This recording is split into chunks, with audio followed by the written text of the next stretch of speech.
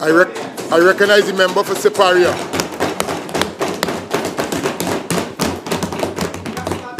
Yes, serious talk now. Give it some kickers. Not bacchanal talk. Serious talk. Teach them. Thank you very much, Deputy Speaker. Some of us in here seem to have forgotten that we are dealing with a very, very serious matter. You know, I walked to come to the Parliament today and I saw people there outside. I walked to come. I saw people outside the Parliament today. I know some of them. I don't know some of them. And they came to express their pain and their fear with respect to the level of crime in this country.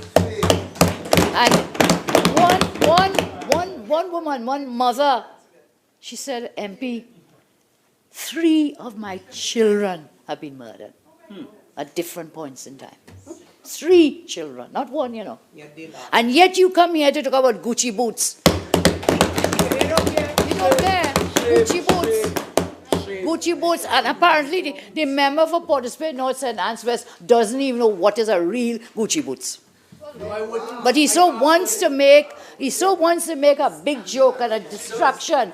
And he talks about distractions when what he's done here was to completely try to distract from the state of affairs of Trinidad, because he comes in here, Mr. Deputy Speaker. He's like a big bad wolf. He's huffing, he's puffing. The member for Port of Spain, North St. Anne's West. Huffing and puffing, moaning and complaining, weeping and wailing, gnashing his teeth here in this Parliament today. And then goes back. They are like in a time warp. They are caught in a time warp in a rearview mirror. So everything they campaigned on in 2015, we are now in 2018, you're coming to talk about OPV, you're coming to talk about what? Good, what is it? Helicopters, Reshmi. Okay, fine, that's why you are there. And having been there for almost 3 years, going 2 years and 9 months, if all that was wrong, what have you done to fix it? You moan and groan about the OPV. Well, why didn't you need 2 years? You want OPV. Why didn't you get the OPV? Why are you going back down to Australia? Why are you going down to Australia? To pick up again hostile, the same hostile boats. Sit in. Sit in. You talk about Reshmi Ramnarayan, who didn't last 1 day in the Ministry of National Security. Not 1 day. You come back, blame Kamla, blame the partnership, blame the government that was there, but you did that. And having done that, you are sitting on that side, and we are here. And now that you are in charge, take charge, wake up and take charge. Wake up and take charge. Take charge. Solve crime. And when they go outside... 1 second. Members, we know the procedure. Yes, the thumping of the desk, but there are some outbursts that are taking place. No problem with the thumping of the desk, but the outburst that goes with it. Please, Siparia. Thank you very much. Thank you. And so, 2 years, 9 months later, what have you done? You accuse us when we were in government of all manner of things, some of which I will not have the documents right now, but we will answer a lot of those allegations being made many times which are untrue. And we cannot immediately bring up the document now talking. Okay, so fine. We take blame for all of that. We take blame. We apologize for whatever wrongdoing we may have done. But you are there 2 years and 9 months.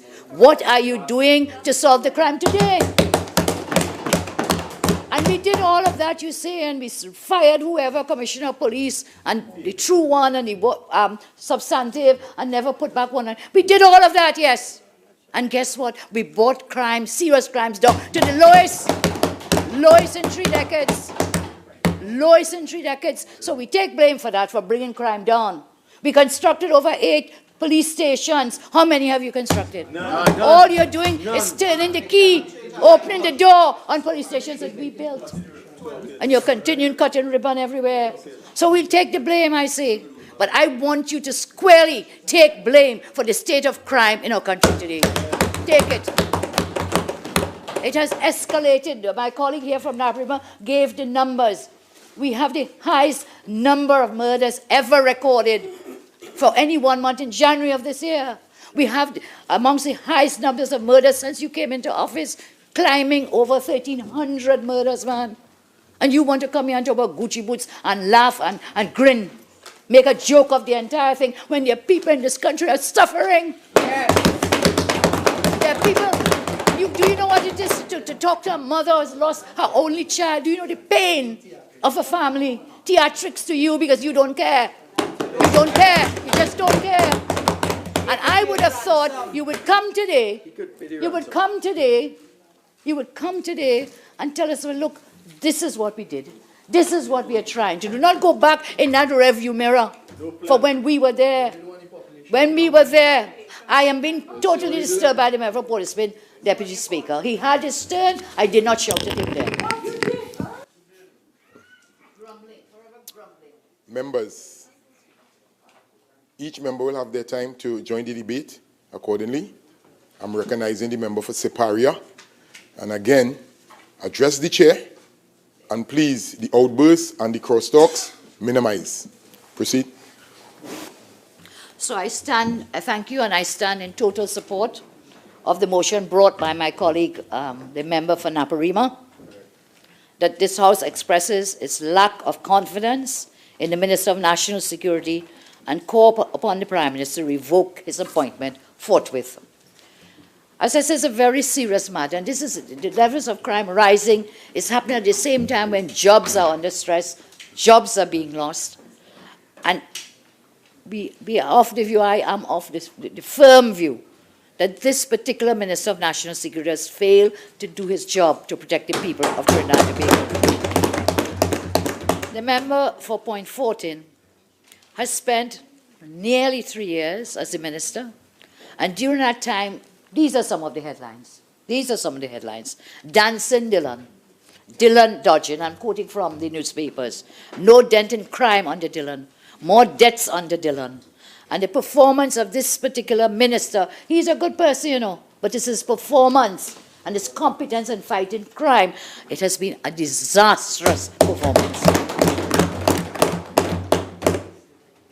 And I said it before, it is time to wake up, to take charge, to start leading, because the country is disintegrating. And when the public outcry comes, what happens?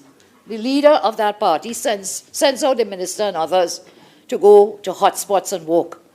As my colleague has already pointed out, instead of the murders going down, they went up. Madam, Mr. Deputy Speaker, this country deserves a proper governance. They deserve to have a government in place which will take its mandate with respect to safety and security as a priority. The first duty of any government is to protect its citizens. That's the first duty. And this government, under this Minister of National Security, has failed to take care of its citizens.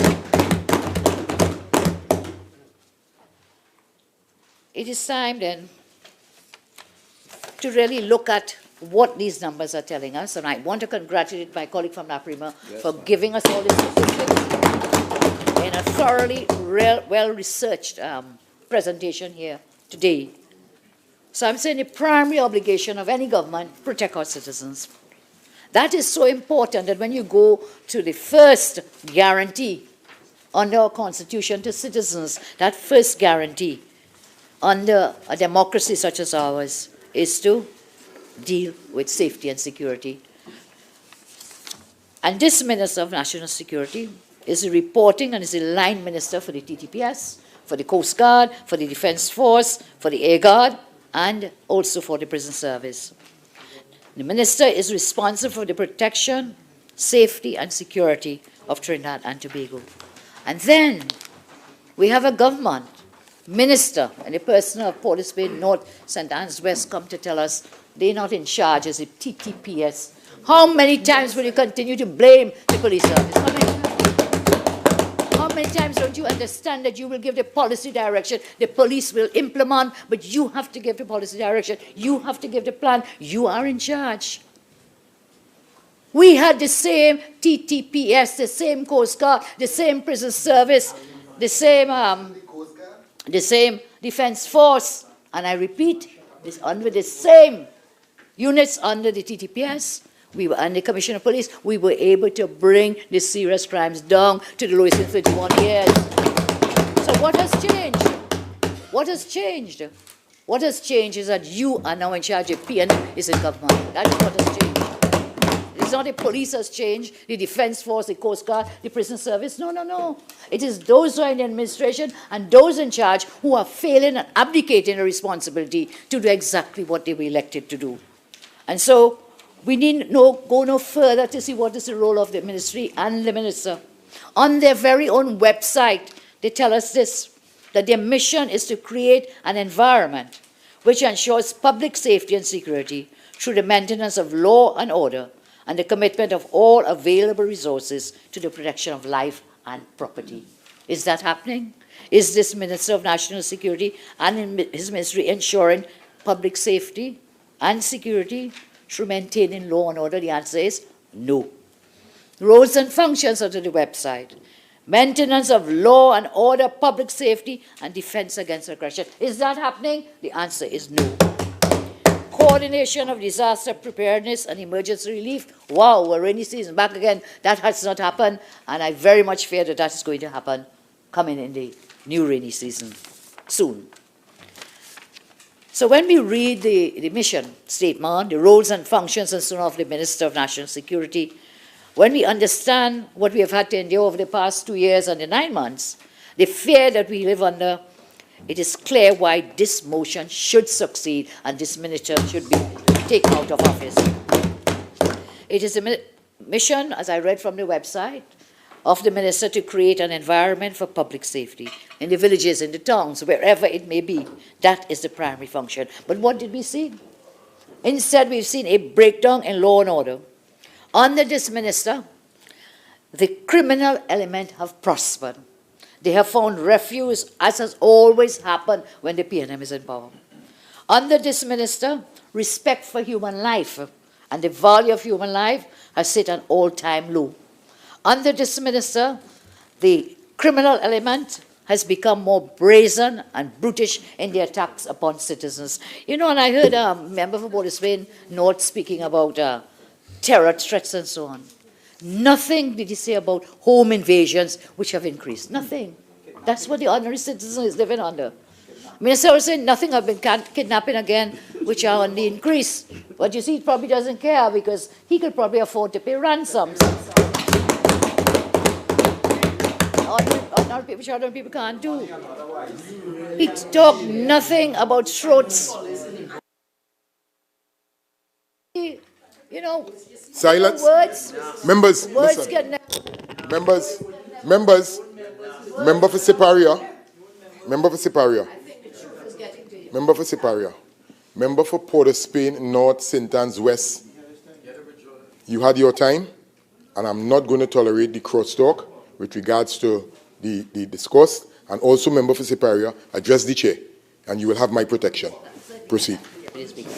So Port of Spain North, St. Anne's West. Ma, please. I ruled.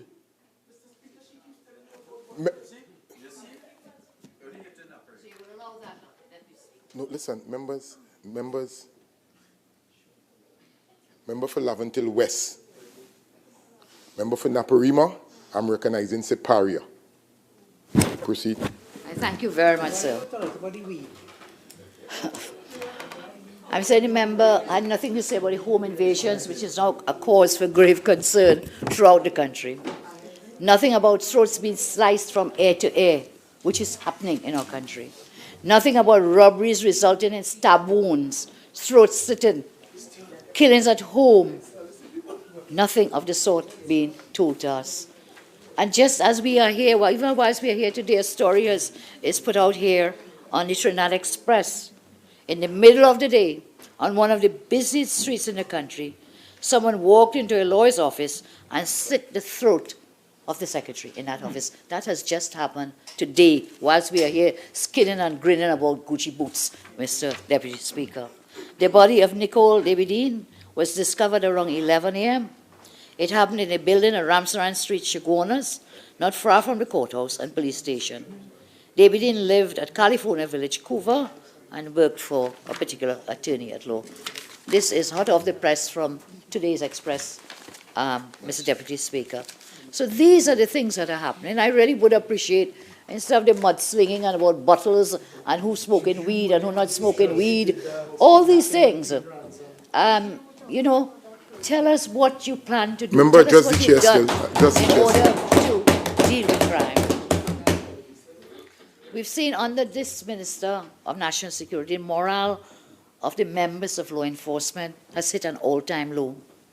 More members of law enforcement, Mr. Deputy Speaker, more members of law enforcement have been killed by the criminal element under this administration as compared to under any other administration in Trinidad and Tobago. We had agreed as a cabinet that we would give a $1 million grant to families of deceased police officers, law enforcement officers who were killed in duty. When we raised questions about it, the other side said they had to bring legislation. Well, 3 years later, 2 years and 9 months later, there is no legislation. So whilst there would be provisions, you give to some, you give to others, there is no uniform process for it. There are many families out there who still have not received it. And the government now, 2 years, 9 months later, what excuse do you have? Under this Minister of National Security, homes have been turned into prisons. You're barricaded in your own homes. Business places have been turned into hunting grounds. Our communities have been transformed into killing fields. And what are you doing about it? Blame us. We did this with choppers. We did with boat. We did so and so and so. Yeah. That sounds all good. Blame me. I said, I'll take the blame for whatever wrongdoing, but I am not taking blame for the increase in crime and the suffering that's taking place right now. And then Port of Spain, North, St. Anne's, West again. So you know what? Well, you all did certain things with the money. You spent out the money and you give out contracts and all these things, you know. So we don't have the money. But this is one ministry and one minister who cannot complain our lack of resources. This is one minister. Because over the past 2 years and 9 months, the Minister of National Security has been allocated more than $24 billion. What? $24 billion. So don't come to say the money isn't there, because this is one ministry can make no complaint about lack of money, lack of resources. $24 billion allocated to the Ministry of National Security under your government. And what does the country have to show for this $24 billion? What? 2 years, 9 months later. Under this Minister of National Security, close to 1,400 or over 1,300, but close to 14 citizens have been murdered. Over the past 2 years, we have lost more than 50 of our women to crimes. More children have been murdered under this government than under any other administration in the history of our country. 6 months ago, we were mourning the death of Joshua Andrews. Today, we are mourning the death of Joshua James. In a few days' time, we will be the 1 year anniversary of the slaying, the slaughter of young Videj Subha. It is so palpable, the pain and the grief of the deaths of our children, sons and daughters of our soil. If you could only understand the heartache of these families, Mr. Deputy Speaker, it will be no laughing matter here. Instead, the government will be telling us, we will do this, we have done this. But they have nothing to show. 2 years, 9 months later, the government cannot point to anything. Because you see, PNM to them means people never matter. People never matter. People never matter. Under this Minister of National Security, sons and daughters have been facing once again the scourge of kidnapping. Kidnappers have once again invaded homes, business places. Today we should remember Ria Sukdev, Mr. Deputy Speaker, you may remember, whose father up to today is waiting for her to return home. We should remember Kirby Mohammed, who up to today his mother still awaits, to see that child, her son, walk through the door. Do you ever take time to sit and comprehend and understand Under this Minister of National Security, there have been more children sexually assaulted. Our children have become targets and playthings of criminal elements. More children have gone missing. My colleague gave the stats that we wanted to share with you after.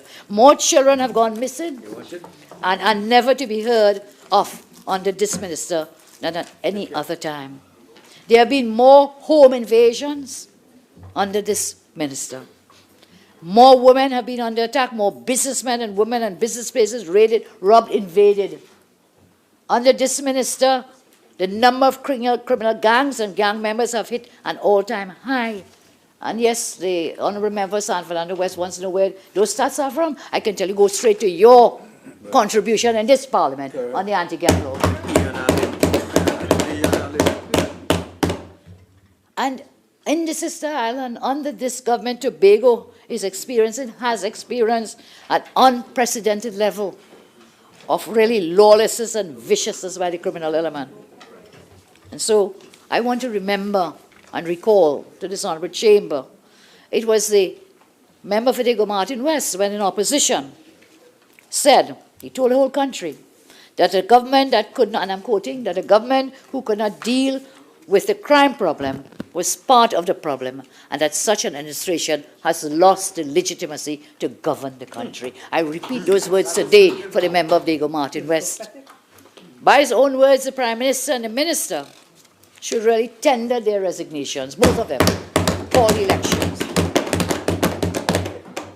And so we come to the motion of no confidence.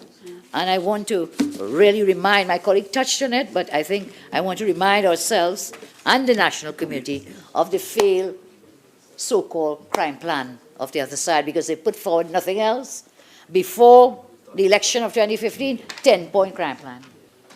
They transferred that 10-point crime plan into their manifesto. And then budget after budget, the 10-point crime plan has come forward. And now, let's look at this 10-point crime plan. One, appoint a commissioner of police. Before elections, first said it, manifesto, and then budget presentations. 2 years and 9 months, the country is still awaiting the appointment of a commissioner of police. And the member again for Port of Spain, North, St. Anne's, West said, we blocked it and we took it to court. Mr. Deputy Speaker, I give the assurance that we will always take what we believe to be illegal to a court of law for a determination.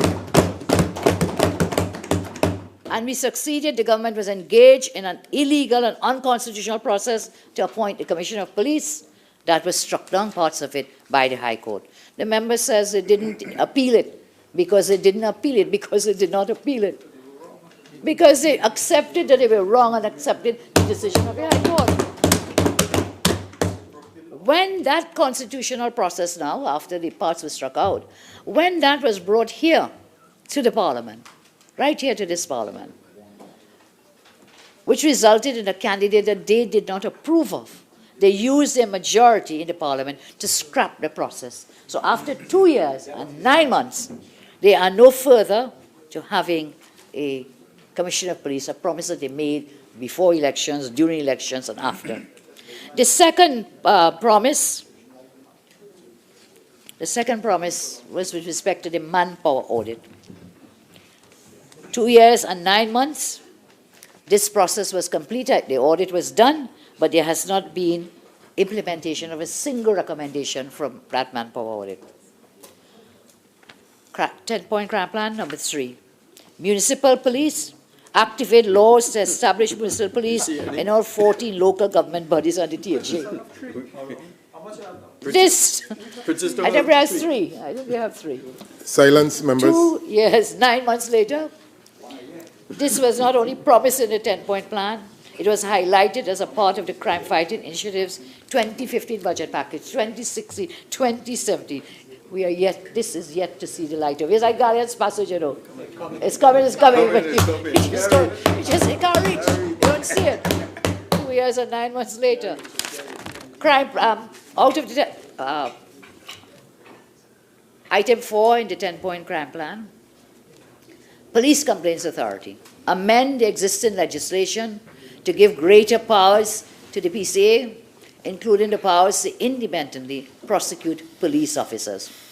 Not even an attempt has been made, Mr. Deputy Speaker, to bring this piece of legislation in Parliament to achieve reform of the Police Complaints Authority. For this alone and the other 3 broken promises, she resigned.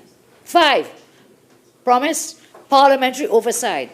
Establish a joint select committee of the Parliament, crime suppression and security. Well, yes, that JSC has been established, but it is being chaired by none other than a member of the executive of the government. And when we met, Boris Pinot again said, we as the Prime Minister and the opposition leader, we met, which is good and patriotic and so on, but the promise never materialized. And the member of the government still sits on that JSC. 6 in the crime 10 point, witness tampering offence. Spoke about again, if they don't call the name of Anand Ravlogan in his parliament, they would not. The former AG, if they call the former AG, they will not have a happy evening at all. But here, 6 in the plan that they had put forward, witness tampering. Amend the present laws to create a specific offence of witness tampering. 2 years and 9 months later, not one line has come to the Parliament on this aspect. So when my colleague Naparima spoke of legislation and so on, response from Port of Spain North, St. Anne's West, talked about we would not support legislation, we didn't do certain things. But these are the things that you promised. And almost going on 3 years, they have failed to materialize. 7, the Prime Minister called me when I was then Prime Minister. He has to see me very urgently. Urgently. I said, okay, come across to the diplomatic center. And we met one evening. And he talked to me about people invading people's homes. That there were people going into people's homes. That we must do something. We must do something about it. We must create an offense of unlawful eviction. We must create unlawful eviction offense. And this is one of the things they had promised. So we didn't do it, okay. Well, you're in charge. You have 2 years, 9 months. After 2 years and 9 months, the government has realized a lack of wisdom in this measure, and again, another broken promise in their plan. Nothing has happened with respect to that. 8, anti-gang legislation. Review the anti-gang legislation to ensure its usage is more effective. The government eventually got the support of the opposition. Legislation was passed and proclaimed, and well, up to today, we are told some people have been arrested. The AG is saying sort of that they might be charged soon. We wait again, like the Gallon instructions. We know it when we see it. Well, I think his colleagues were very kind. Port of Spain North, St. Anne's West said they expect, yes, they expect to have some charges soon. 9, urban renewal plan. Return to a sustained implementation of the urban renewal plan for East Port of Spain, subscribing to the recommendations of the Ryan report. Again, this is another promise that has failed to materialize. And 10, acceptance of the Caribbean Court of Justice as our final court of appeal, and nothing has been done. So this entire 10-point crime plan, repeat, failed. Promises never materialized. Nothing to do. After 2 years and 9 months, nothing more than misrepresentations, broken promises, and, of course, dismal failure. And the crime numbers continue to increase. My colleague spoke about the... How should I have, please? 2 minutes, 30 minutes. So we have about extra 15 minutes. Okay, thank you. So we sit in this house today, close to, as I said, 2 years, 9 months. We've seen the murder rate increase rapidly, as Naparima has shared with us. I will not go through the numbers. The statistics speak to themselves. Crime, murders continue to soar under the government, under this Minister of National Security. One economist predicts that Trinidad and Tobago may have the highest murder rate in history this year if the current crime rate is not, if it continues, is not brought down. In an article in Loop TT, Crime Analysis, headline, TT on track for highest murder rate in history. This was in June 7, 2018. And the article talks about the projections given what has happened so far, maybe 269, 270 murders to date in just this year, and the projection is for it to be the highest in the country. What is the government going to do with that kind of projection? Are they going to say the person who said that and the person predicting, are they a UNC? Is that going to be the answer, than to blame the messenger rather than listen to the message? And it was not Roger Hussein, madam, by the way. You can check the Loop article. Here, do tell her. June 7, 20, I don't want to impugn their name here as being UNC, but it's not a UNC. 7 June 2018. Crime analysis, TT on track for highest murder rate in history. Approximately 550 people murdered in 2008, that was the highest number ever, while in 494. As of today, the murder toll stands at about, what was it, we said 269.70. On June 7, it was 263. And compared with the same period last year, it was 240. So already, when this was being done, you had an increase year on year from the previous year. The fact is, to date, more murders for every full year in office than in our term in office for each full year. A 2015 article by a gentleman who, to the best of my knowledge, is not a UNC, Kevin Ballising, asks. Yes, ma'am. Your initial 30 minutes has expired. You have an additional 15. You care to avail yourself? Yes, please. Proceed.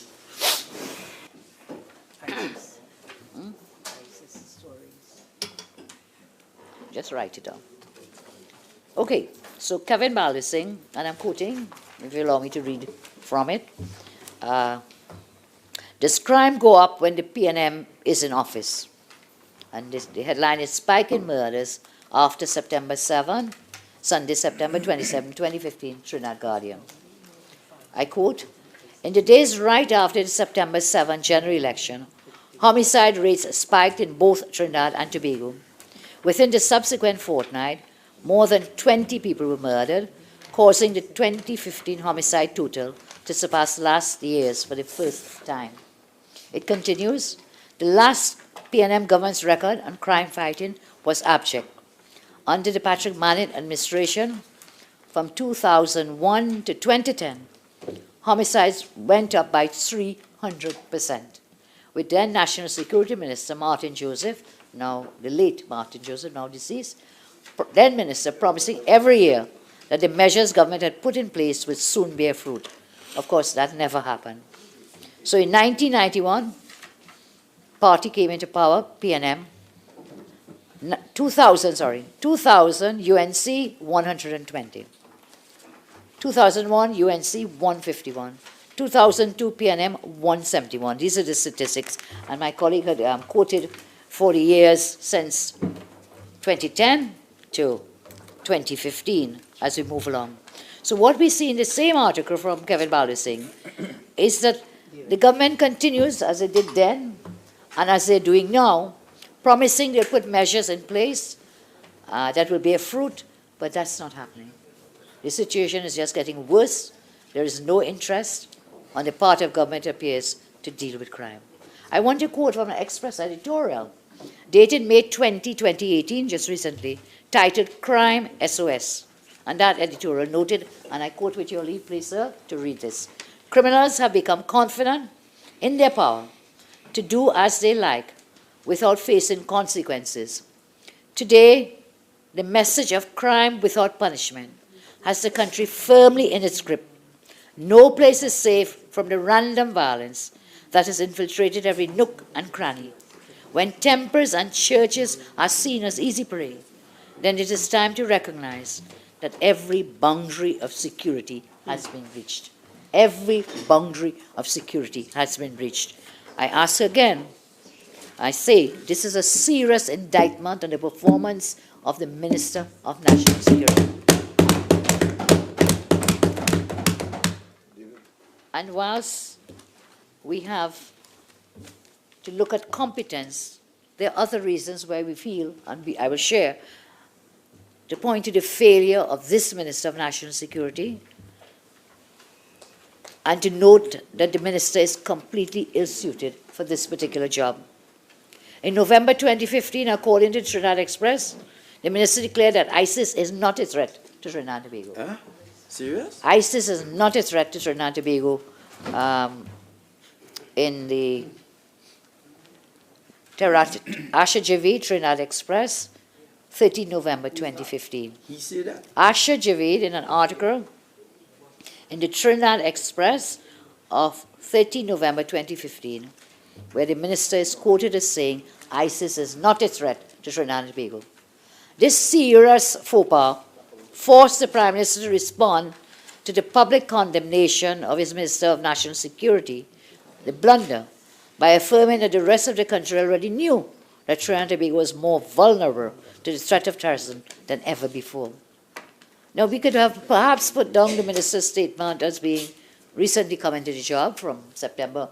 He made the statement in November, and we could put it down to newness. But, 2 years later, again, speaking, it seems, out of turn, oblivious to what was going on in the country, the minister said, Carnival 27, he said, was crime-free.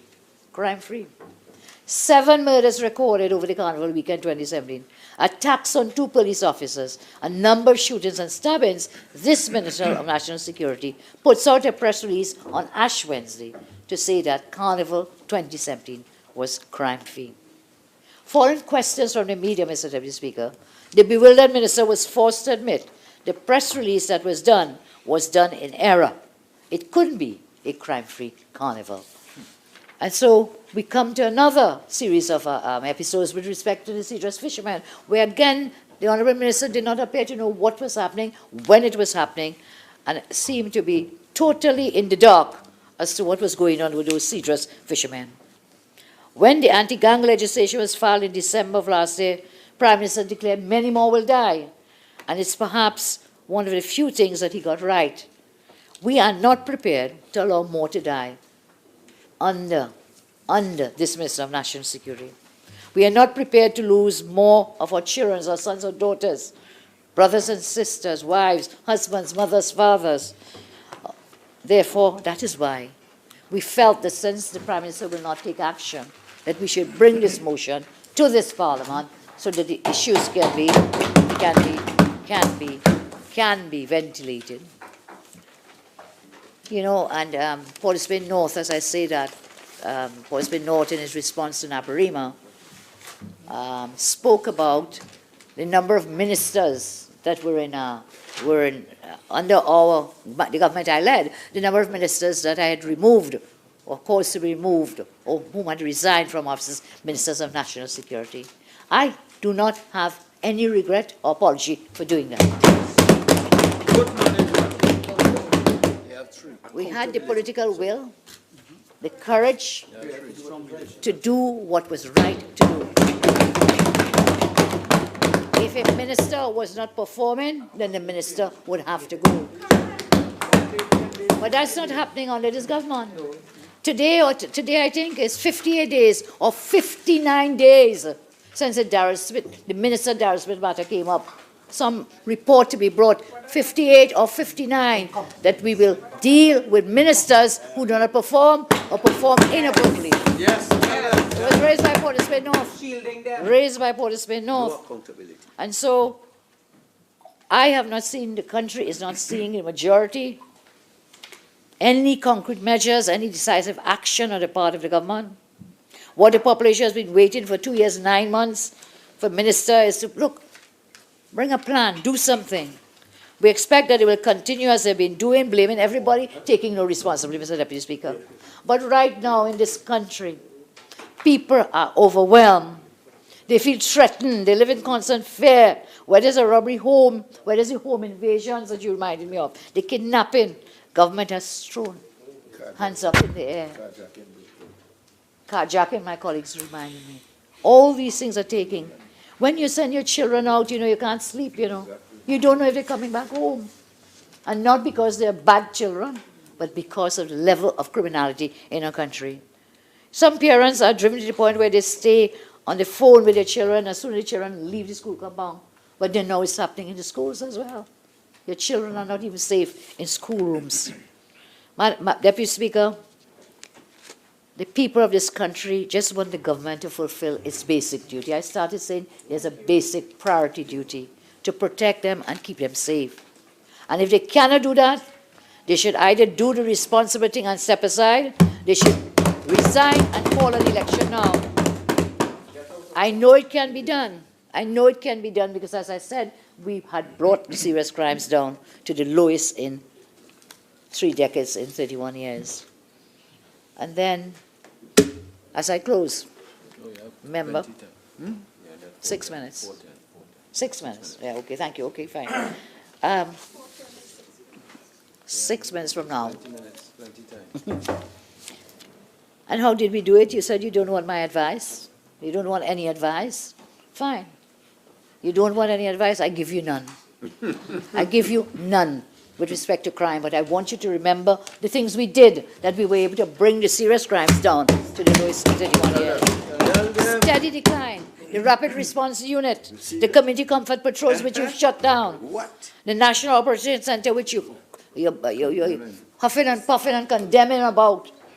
That is what will give you the largest reach across the entire country from one spot. Every country, developed, first world, they have a National Operations Center. But you didn't understand that. Singapore. You pick up the NOC and you put it where? In something called the SSA. When the SSA has its own role and functions under the statute. And then talking about what we did with intercept and didn't do with intercept and so on. Who is talking about firing? Who has fired all these people from the present SSA and they have them in courthouse now? Who? So do so, don't like so, you know. What you have to do in terms of intelligence gathering, you have in some ways really damaged the National Operations Center and the whole concept of how it is to work by putting it in the SSA. National Operations Center, what does it mean? You will be able to coordinate all the arms, law enforcement arms of the state, all of them. Is that happening? You had a National Training Agency as well. What has happened to that? Did you put that also into the SSA? Is this SSA now some top-heavy, you know, octopus? Partnership. Octopus with arms reaching everywhere. Is that what it has become? Spy. We had relaunched the E99, so the population had a powerful tool when reporting crimes. We implemented the interagency joint patrols. I've been advocating that for so long. I see recently the minister on his walkabout, or after the walkabout, said, look, we'll do the joint patrols. You didn't have to have 1,300 people die before you put these joint patrols in place, man. We established a counter-human trafficking unit. As I said before, we built police stations, modern police stations, so officers will have a decent place of work. And we didn't build them in any of my constituencies that you like to tell us, only UNC constituents. Built in Arima, built in Piarco, built in Maloney, built in Kumutu, Brasso, Labre, Oropuch, and Maruga. That's where they were built, where they were most needed. We opened the Duncan Street Police Post. You remember that? We trained several batches of CSI, crime scene investigators, to supplement the Homicide Investigations Bureau of the TTPS. I remember we had promised to put GPS in the police vehicles. We promised and we did it. We were able to put that technology in the police vehicles. And we acquired and left for you the 12 vessels out there. And with all of that and more, I repeat, with the same Commissioner of Police, with the same TTPS, with the same Coast Guard, with the same Defense Force, we brought the serious crimes down to the lowest in 3 decades, 31 years. 31 years. We were able to bring that crime down. So what's the way forward?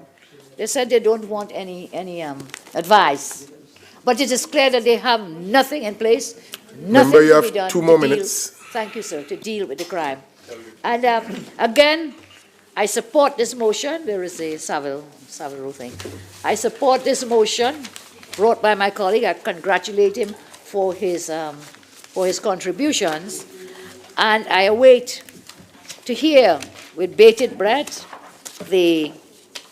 what it is government would tell us that they have in mind to put a slide on the increase in murder rate. You know, there's a video, I don't know how many of us saw it, with the Honourable Minister doing the electric slide. Yes? And that's all good. That's all well and good. But what about, you know, his performance in bringing the murder rate, to slide down that murder rate? What about when you look at things, it's shaking and it's electric, and what's electric?